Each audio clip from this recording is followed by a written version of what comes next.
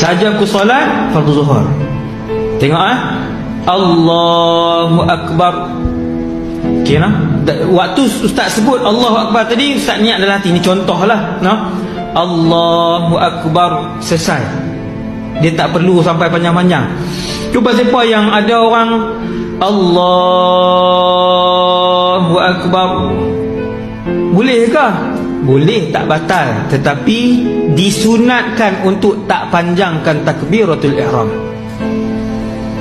Nah, sebab tu bila kita belajar, oh rupanya yang wajib 3 tu je, pendek je. Ya. Yang wajib ada dalam takbiratul ihram, sajaku solat fardu subuh, sajaku solat fardu isyak, sajaku solat fardu maghrib. Yang tu je. Maka sempat tak nak sebut sajaku solat fardu zuhur dalam Allahu Akbar? Sempat nak habis Allahu Akbar sampai bar, no? Sempat untuk habiskan 3 perkara itu.